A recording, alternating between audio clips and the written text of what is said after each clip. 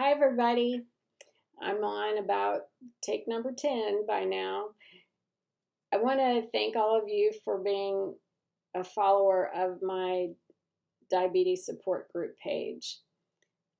I had told everyone a couple of weeks back that I was going to start a blog because the page has become pretty much unmanageable. Once I let someone post on that page, then they could come back and post again at any time. And they were posts often about trying to sell you something, some uh, kind of a supplement or a gadget or a t-shirt or whatever. And that's not what I wanted the page to be. I wanted it to be an informational page and maybe a dialogue page. And with me having to shut down posting, it can't even really be a dialogue page. And my purpose was to just get information out there. I'll admit I'm a big old science nerd, so I like researching things. And since I've developed type 2 diabetes, well, even before that, when I've always had a struggle with weight, I've constantly researched ways to lose weight, ways to handle the diabetes now that I've developed it. And that's what I was hoping for that page to be. But as I said, I couldn't do that. So when I wrote the blog and I had a couple of pages written, and I asked my nephew, who's a great videographer, Jonathan Hambacker, to help me get started with a blog. And he said, people really don't read blogs nowadays. The attention span just doesn't seem to be that long.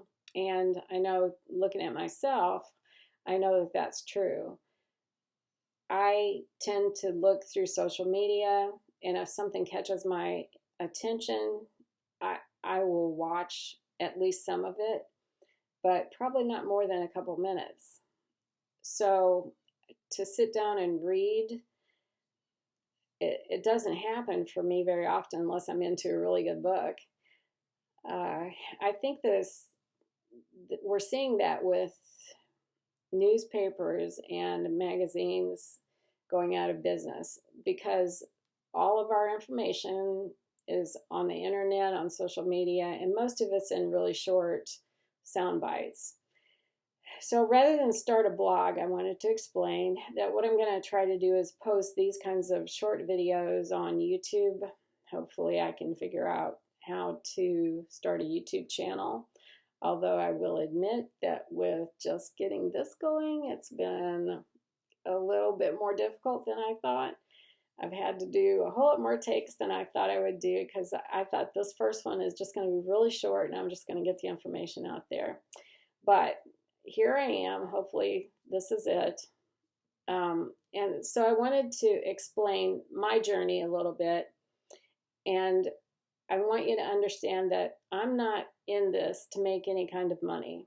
I'm not going to tell you to watch this video because you're going to learn one weird trick and get you to watch for an hour or so and then still not get you any information and have you buy something. That's not me. I'm here because I'm hoping that the information that I've found out for myself and the things that I'm willing to research will help you or someone you love or someone you know who has issues with weight or health issues, that this information that I've found that's helped me is something that can help you or someone that you care about. So that's my purpose. So I want to tell you a little bit about my journey. I've been overweight the majority of my life. When I was in my 20s, I started taking birth control, and at that point in time, it wasn't very well understood. Dosage was not very well controlled, and who knew that it could disrupt your metabolism to the point where you'd start gaining weight. I tried to lose that weight, and I've tried to lose that weight my entire life. At one point in my 20s, I went to the doctor and I said, "Hey, I need some help. I need to get this weight off." And he said, "Oh, okay. Well, let's start with a diet. We'll start out with a 2,000 calorie a day diet and see, you'll lose some weight." So I did that for a couple weeks. Didn't lose any weight. As a matter of fact, I may have gained some weight. So we went down to an 1800, same thing. 1600, same thing. 1200, same thing. We got me down to an 800 calorie a day diet, and I didn't lose any weight. And I was thinking, okay, I've always heard calories in, calories out. And I I said, "Why can't I lose?" And he said, "I honestly cannot explain it to you. You should be losing weight at 800 calories a day." As a matter of fact, I think he didn't believe me, because at one point he asked me to start keeping a food diary, and I did that. So since then, I've been on every diet that is known to mankind. Um, the cabbage soup diet. Yeah, you can lose weight in that. You really don't smell that great. But you can lose weight, but it's not sustainable. I went on a diet that a doctor put me on later that was a total liquid diet. That stuff was nasty. Really, no results. And that's not sustainable. I've been able to, at times, lose 15 pounds, but then once I went back to my more normal eating habits, I would gain 20.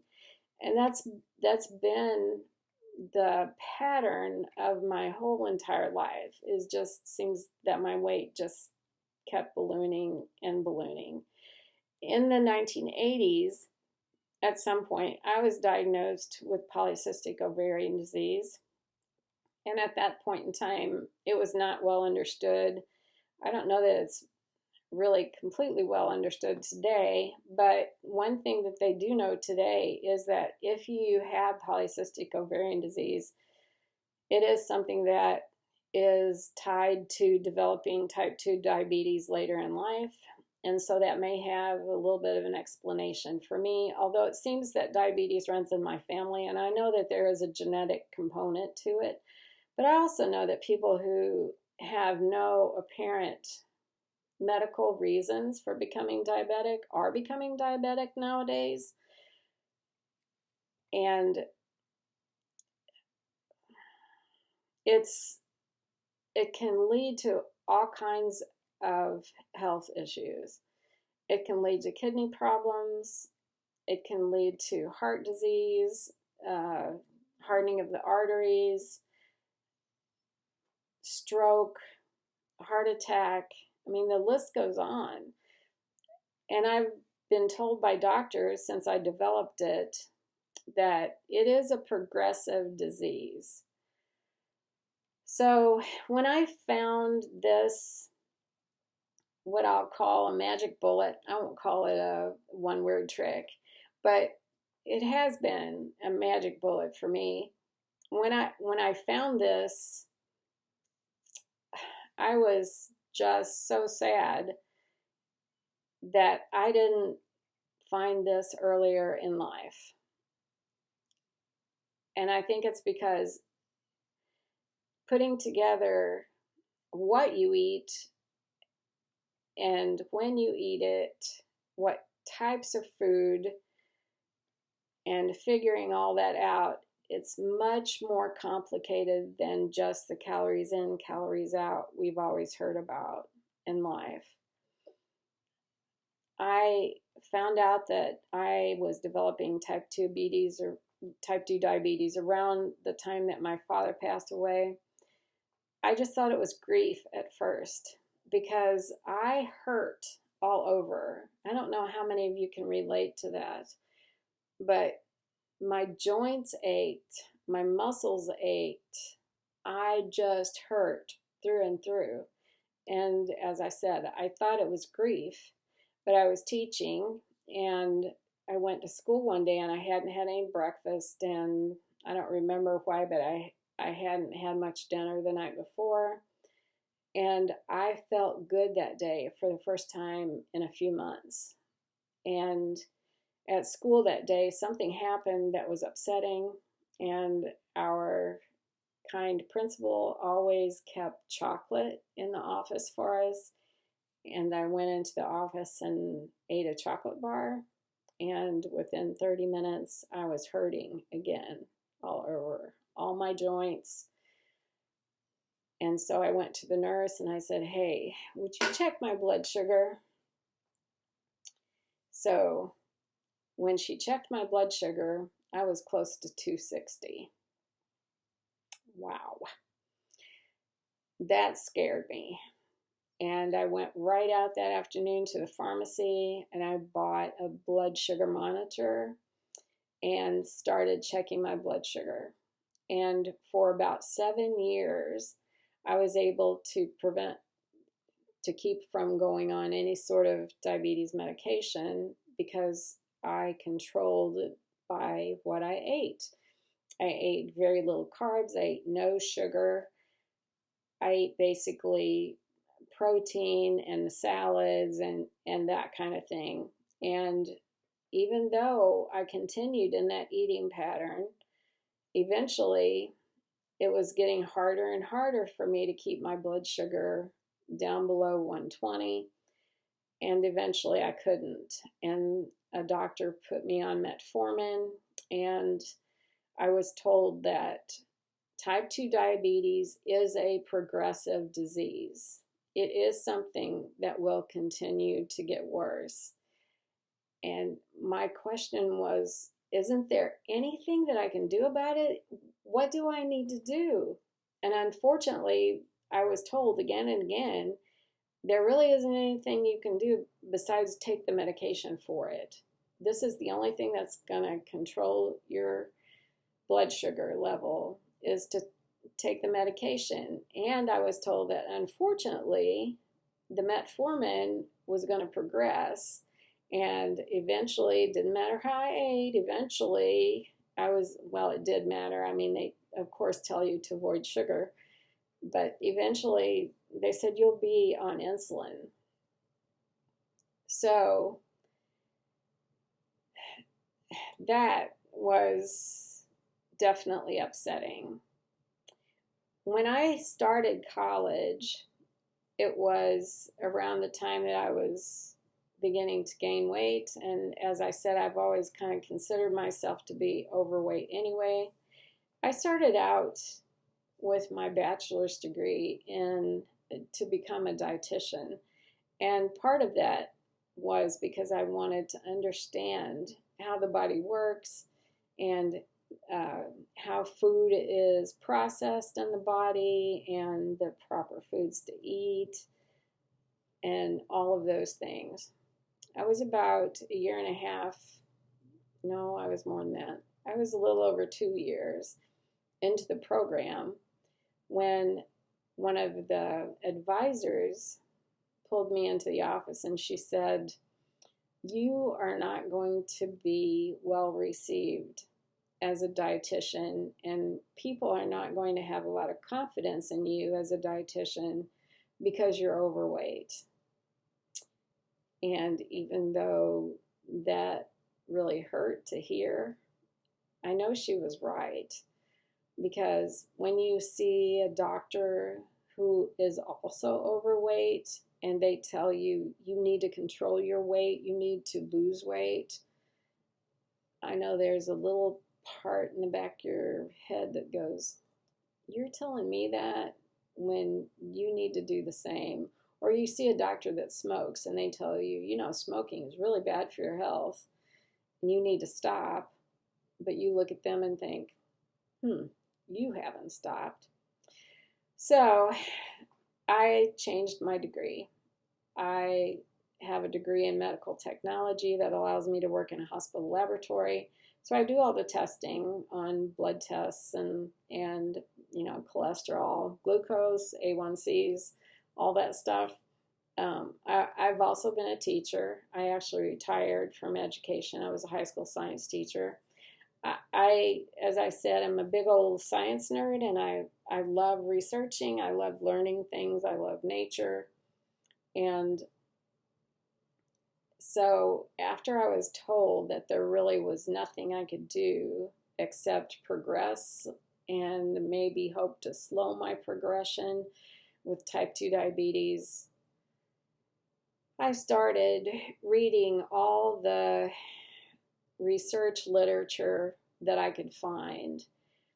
And I watch documentaries a lot. I know that's weird, right? But I love learning, and especially if it has to do with medical issues, I enjoy that. So I've done a lot of research. And over the last year or so, I've watched a couple of documentaries that have to do with eating vegetarian or eating vegan. And then the semaglutides have come out, and my doctor put me on Mounjaro, hoping that I could lose some weight. That's one of the ones that you take an injection once a week. And I did. Over 6 months or so, I lost about 15 pounds. And then I started reading about Mounjaro. And, well, first of all, it made me feel terrible. My stomach hurt all the time. It messed with my bowels. It made me feel nauseous.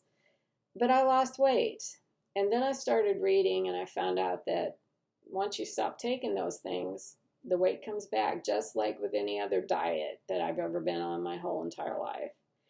And I thought, well, why am I putting myself through this kind of pain and agony to lose weight if it's just going to come back? I don't want to be on another medication for the rest of my life. I already take more than I want. So, again, watch the documentaries.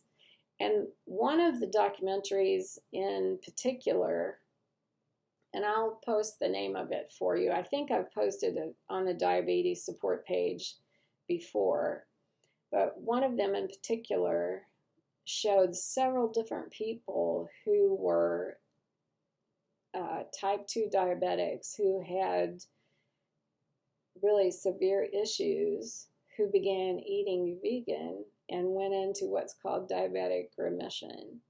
That doesn't mean that you're free of diabetes, because unfortunately they haven't figured out how to do that yet. So diabetes remission is when your diabetes is controlled so well that you don't have to take medications anymore. And that was my goal. So about 10 months or so ago, I decided I've tried every other diet in the world. Why not try vegan? I started it. I lost weight quickly and easily. I've never been able to lose weight easily. And my health has improved. And the last time I was at my doctor, she said, you are basically knocking on the door of type 2 diabetes remission. And the next time I see her, she said, we're going to talk about weaning you off of the metformin. Amazing. So not only have I lost weight, but I've gotten more in control, I'll say, of my type 2 diabetes. And another thing that goes along with that is I've lowered my risk of having a heart attack or stroke or developing kidney disease. And in the documentary that I watched, there were people who had severe autoimmune problems, and eating vegan was able to help them. So that's what this is about. It's a journey to help you be more in control of your own health and your weight. So I hope you'll take this journey with me. When I've made one of these videos, I'll post a link here on this page, and I'm going to start a YouTube channel, so you'll be able to find all my videos on the YouTube channel. unfortunately, today it's just looking at me.